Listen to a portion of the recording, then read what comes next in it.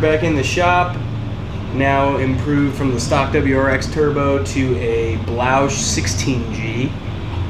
And even right off the first rip on this car, it came into boost so much better than it did last time.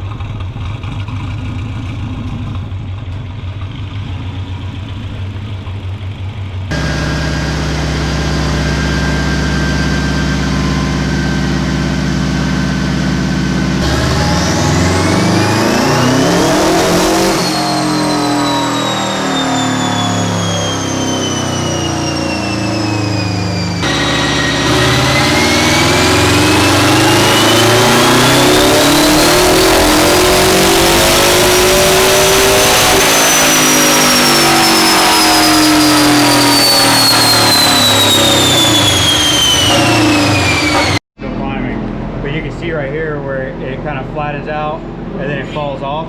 This one's continuously, and then the torque is nice and smooth.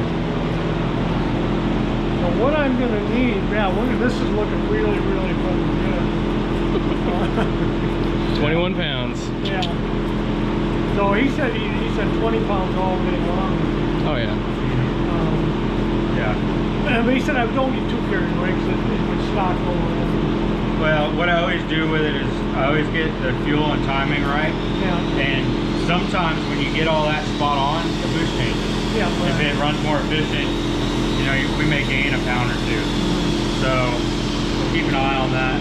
And we need to remember on the next pull, watch that intake tube and see if it. I'll watch it again. Did it move? Did it suck in at all? Okay. Let me look at the air fuel. God, it just goes so rich up top. But that's also controlled by this too. It's dumping fuel up top. That's why it falls off and goes pig rich. Little bastard.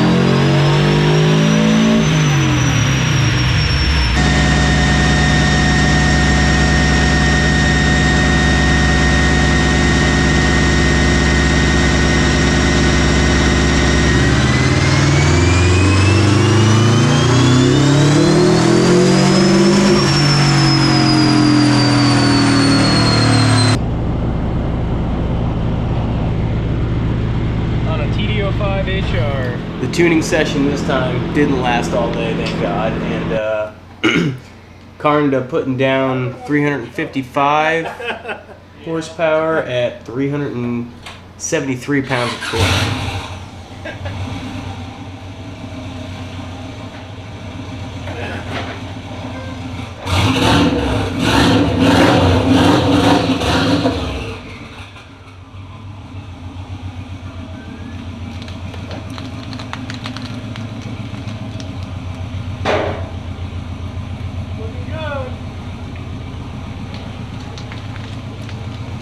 Before Dan left, we had the opportunity to sit down with him and ask him about the history of these cars because we didn't have that in the last video. So here's a quick interview with him, and enjoy.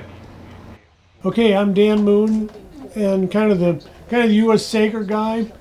We got about a dozen of them over here. They originated in New Zealand. A guy by the name of Bruce Turnbull carved the first one out of a big old log. That's the history on them. I guess somewhere in the late 80s. But they progressed a long ways from there.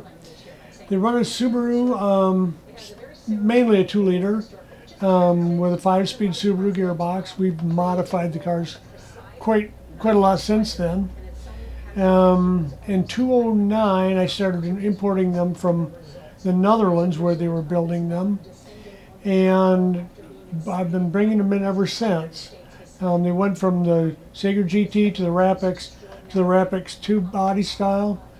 We're putting a bit more power in them, but just a incredibly fun car to drive.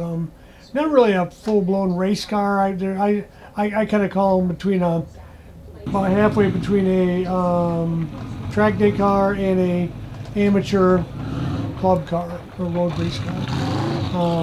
So if you're out to set, break track records, these cars are probably not going to be the answer without hurting yourself. So anyway, but they're a fairly low cost car, and just lots and lots of fun to drive. I think I still have 4 of them myself. They're the RapX bodies and the GT bodies are fiberglass.